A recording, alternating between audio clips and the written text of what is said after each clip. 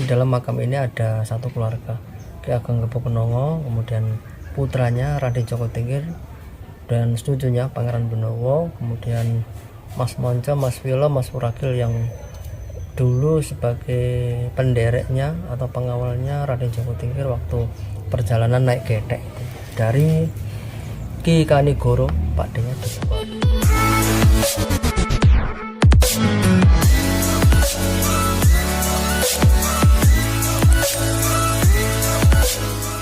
Assalamualaikum warahmatullahi wabarakatuh. Jumpa lagi di Rizky Berkah Channel. Oke ya teman-teman semuanya, saat ini kita sedang wisata religi, yaitu kita akan ziarah makam Sultan Hadiwijaya Raden Djoko Tingkir yang sangat termasyhur sekali namanya ya.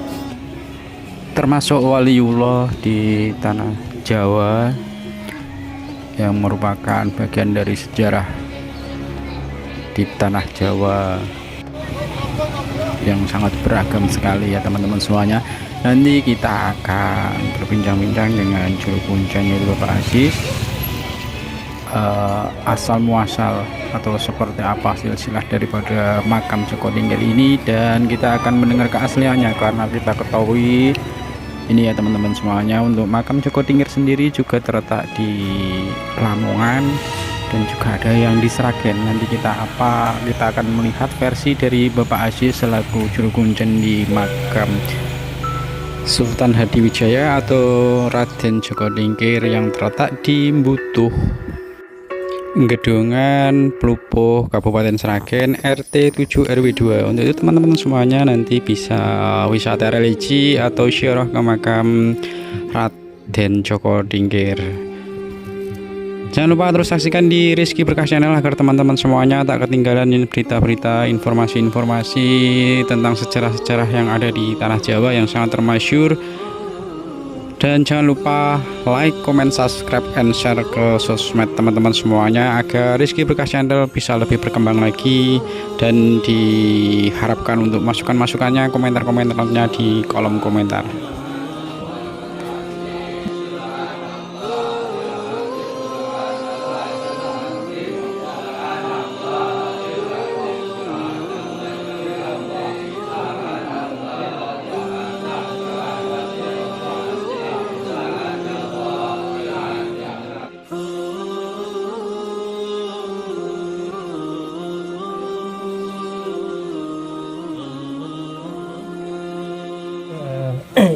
Nama makam ini itu namanya Komplek Makam Butuh.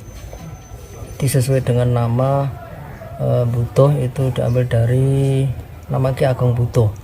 Itu nama orang tuanya Raden Djoko Tingkir.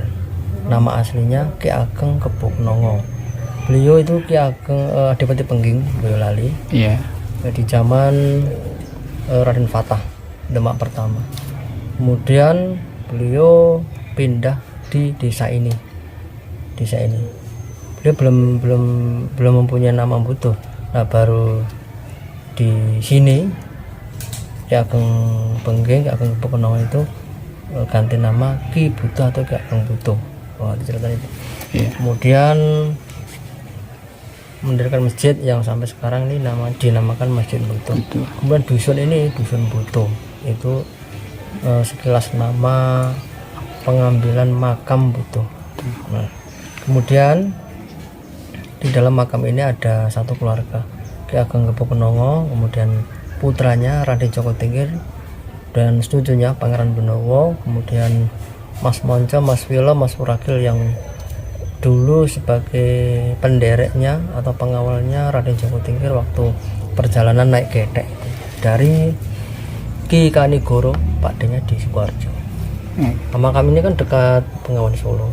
Jadi waktu naik getek itu kan perjalanan dari Sukoharjo, milir ya, di antar 3 orang itu, kemudian berlabuh di sungai dekat rumah orang tuanya ini, Ki Ageng Gepokenongo atau Ki Ageng Butuh ini, dalam rangka selanjutnya menuju Demak yang waktu itu Sultan Trenggono Demak ketiga. Raden Djoko Tingkir ke sana untuk menjadi prajurit lah, mengabdi di kerajaan. Nah, kemudian di sana itu kan istilahnya ada kerbau yang mengamuk itu ceritanya. beliau lah yang dapat menundukkannya. Iya. Menundukkannya atas jasanya itu. Sunan Trenggono mengambil Raden Joko Tingkir ini sebagai menantu dijodohkan dengan Ratu Mas Cempaka. Ratu Mas Cempaka. Kemudian diberi tanah Kadipaten Pajang, sehingga beliau beri kekuasaan di Pajang. Gelarnya Adipati Hadiwijaya waktu itu. Kemudian setelah Sultan Trenggono wafat, Demak kan penerusnya nggak ada. Kemudian dipilihlah atau diangkatlah Adipati Hadiwijaya ini meneruskan Demak untuk melanjutkan kerajaan Islam. Kemudian Sultan Hadiwijaya ini lebih memilih untuk mengembangkan Kadipaten Pajangnya untuk menjadi Kasultanan Pajang. Sehingga Demak sudah selesai, ganti dengan kerajaan Pajang yang rajanya adalah Sultan, gelarnya Sultan Hadiwijaya. Berkuasa kan selama 40-an tahun itu, di silsilah nanti ada. Nah setelah sepuh Sultan Hadiwijaya minggir ke Butuh ini, menghabiskan waktunya di Butuh ini menjadi orang biasa, kemudian mengajar masyarakat, mendidik masyarakat, dan sampai situnya dikuburkan di dekat pusara orang tuanya. Itu ceritanya. Kalau di sini ini ya. Gurunya banyak ya, termasuk Ika Nigoro, kemudian para wali itu Sunan Kalijogo, dan masih banyak guru-guru yang lain yang memberikan pelajarannya berbeda-beda. Jadi gurunya itu kan tidak hanya satu yang memberikan pengajaran bidang tertentu, ada yang bidang agama, pemerintahan, persilatan dan sebagainya. Memang mungkin dulu dipersiapkan untuk masa depannya menjadi raja, mungkin. Terus kalau makam yang lain selain di Sragen, selain di Butuh itu kan menurut sejarah itu juga ada, itu bagaimana makam siapa? Joko Tingkir sendiri. Ya, ada beberapa tempat selain Sragen ini. Makamnya Raden Joko Tingkir. Tetapi kalau saya tidak bisa mengatakan sana benar tidak, atau sebaliknya tidak. Saya hanya melanjutkan sejarah cerita. Tugas dari Juru Kunci sebelumnya menjaga dan merawat makam ini. Tentang keasliannya kita tidak tahu. Cuma sisi ada yang memperkuat. Salah satunya adalah mahkota PB 10 Sinuwun Pakubuwono 10 yang pada tahun 1930 itu membangun makam ini. Tuh yang membuat data-data yang membuat keyakinan makamnya di sini. Kemudian Patih Monco Wilowo Ragil itu yang pengawal setianya juga dimakamkan di sini. Orang tuanya di sini, Pangeran Benowonya di sini. Itu tentang keputusan mana yang asli ya, kita tidak tahu. Berarti untuk Joko Tingkir sendiri untuk meninggalnya itu tidak terbunuh atau dibunuh?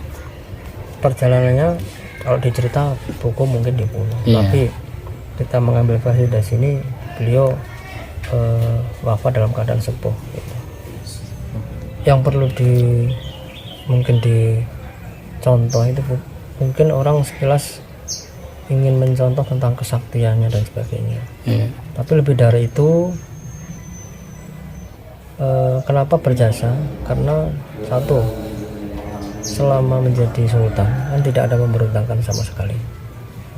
Itu artinya masyarakat atau warga atau keseluruhan itu mendapatkan keadilan sesuai dengan posisinya sebagai apa, sebagai masyarakat atau sebagai penggawa kerajaan. Itu semuanya mengikuti atau tunduk pada pemerintahan yang dipegangnya itu. Jadi sisi keadilannya. Kemudian yang kedua, mungkin beliau menjadi sultan kan tidak dengan peperangan. Beliau diangkat karena memang dipilih. Dipilih waktu itu tidak ada pelanjutnya. Nah, yang tepat, yang paling tepat mungkin menurut pertimbangan para tokoh-tokoh waktu itu, ini harus lebih baik Adipati Hadiwijaya diangkat meneruskan Demak untuk melanjutkan ya roda pemerintahan, ya dakwah-dakwah Islam.